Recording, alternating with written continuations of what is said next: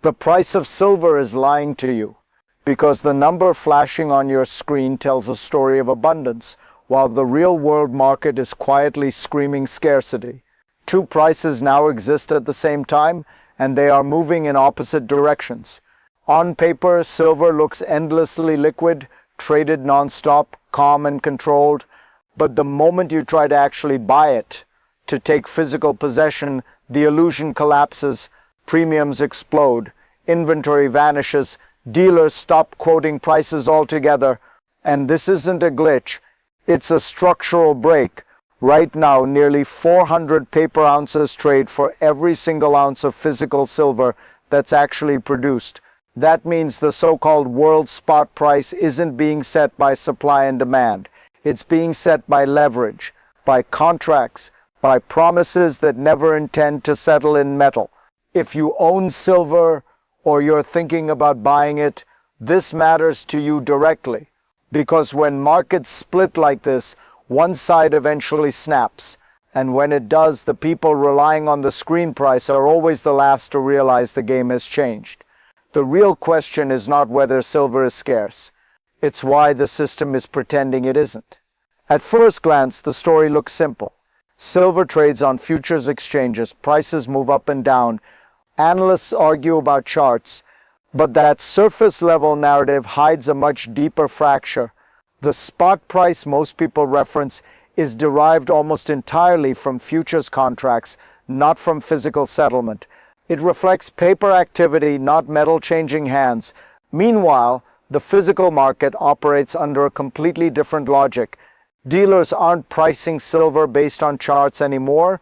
They're pricing it based on whether they can replace what they sell. And in many cases, they can't. This is where the contradiction forms. Paper markets signal abundance. Physical markets signal drought. And when those signals diverge long enough, price discovery breaks. Ask yourself this: if silver is so plentiful, why are sovereign coins like American silver eagles suddenly hard to find? Why are premiums staying elevated even when spot prices dip? Why are dealers quietly telling customers that delivery dates are unknown? That's not a demand spike, that's a supply failure. And once you see it, you start noticing the pattern everywhere. Here's the claim that changes how this market looks. The silver pricing system is no longer anchored to physical reality. One detail explains why. Nearly 400 paper ounces trade for every one physical ounce produced. That ratio alone tells you settlement was never the goal. These contracts exist to trade exposure, not metal. And because most of them never demand delivery, the system can function indefinitely until physical supply matters again. But notice what's missing. When paper prices fall, physical supply doesn't suddenly increase. Coins don't magically reappear, refineries don't speed up, dealers don't restock, the disconnect only widens. That's why the real price of silver has quietly shifted. It's no longer what the futures market prints, it's what a holder is willing to part with, and what a buyer must pay to secure actual possession. In other words, price is being set at the edges, not the center. This is where the story flips. Because once physical supply stops responding to paper signals, futures markets stop functioning as control mechanisms. They become mirrors, reflecting activity but no longer shaping reality. And that loss of control has consequences.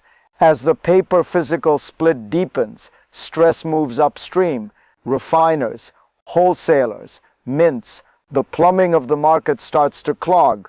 Historically, refineries processed all forms of silver, pure bullion, alloyed scrap, constitutional coinage. That balance kept supply flowing. But now something unusual is happening.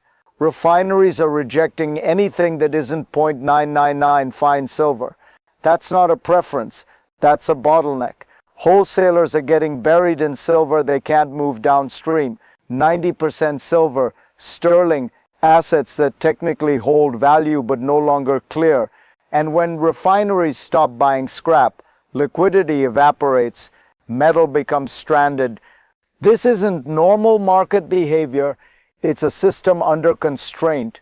prioritizing speed and purity over volume. And when that happens, entire asset classes freeze.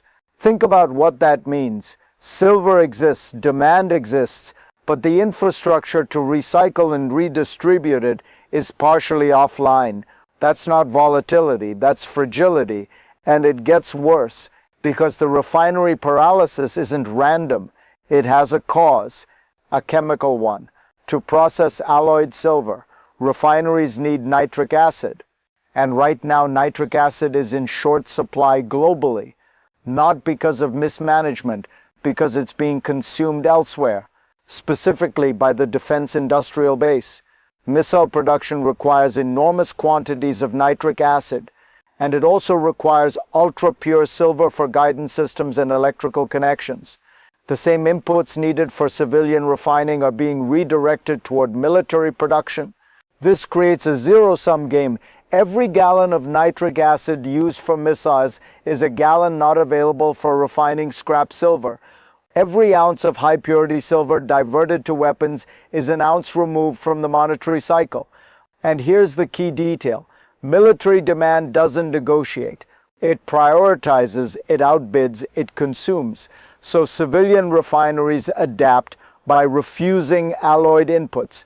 They can't afford the chemistry, they can't access the reagents, and the result is a frozen secondary market. This is how geopolitics quietly reshapes commodity markets, not through headlines, through logistics. Now watch how fast this escalates. Wholesalers, seeing this instability, start protecting themselves.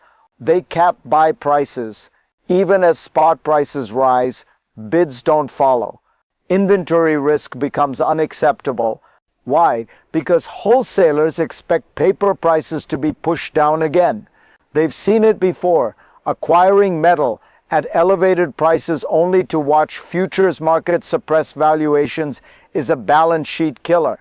So they pull back, they cap, they refuse to act as liquidity providers.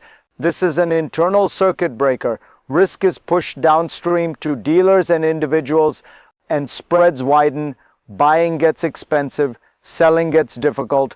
This behavior tells you something critical. The people closest to the metal don't trust the price mechanism. They're positioning for either a crash or a squeeze. Either way, they don't want to be caught holding inventory they can't move, and that defensive posture ripples outward. At the same time, sovereign mints start faltering, American Silver Eagles go on back order, monster boxes disappear, delivery dates become vague. This isn't explained by demand alone. It's production throttling. Dealers are forced to redirect customers toward alternatives, gold buffaloes, private mint rounds, anything that can be sourced. But the absence of flagship sovereign coins is a signal. The state itself is struggling to supply trusted monetary instruments. And when trust assets go missing, premiums don't fall. They harden. Now layer in one more factor. The largest consumer of silver is changing. Silver is no longer dominated by photography or consumer electronics. It's being pulled into strategic military applications, missiles, advanced systems, high reliability components, and unlike jewelry or coins, that silver doesn't come back. It's destroyed, lost, permanently removed from above ground stocks. This is strategic consumption, and it creates a permanent supply drain. As defense production ramps up, silver is no longer just a commodity. It's a critical material, and critical materials don't obey free market pricing when priorities shift. Meanwhile, confidence in banks erodes. People can't withdraw cash easily. Accounts are frozen. Access is rationed. Regulations loom. Basel III sits on the horizon. These are push factors. They drive people toward self-custody, toward assets without counterparty risk. Physical silver becomes an exit from the system, not a trade within it.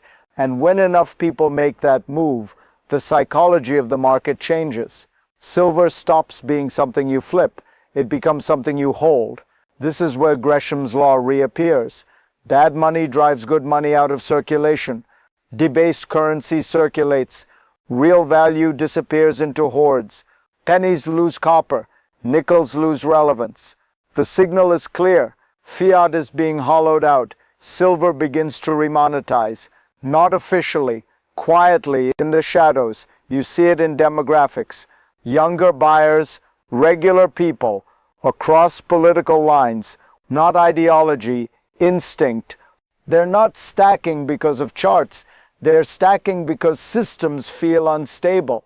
And when accumulation broadens like this, supply strain accelerates. This leads to the paradox. Everyone talks about exit strategies, selling at higher prices, triple digits. But if silver reaches those levels, it won't be because silver changed. It'll be because the currency did. Selling real assets back into a failing unit defeats the hedge. And worse, supply may be gone. Once you sell, you may not be able to re-enter. That's the liquidity trap. One-way flow. So the market adapts again. Fractional silver, small units, divisibility, utility, not bars, not volts, daily exchange. This isn't speculation, it's preparation, and preparation creates sticky supply, metal that doesn't come back.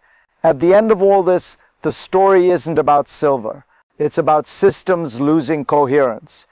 When prices stop reflecting reality, when logistics override markets, when trust assets vanish, something deeper is shifting. The screen price is the last signal to change. And when it finally does, it won't catch up gently. If you want to understand what happens next, you need to stop watching the charts and start watching the breaks. Follow for what comes after the illusion.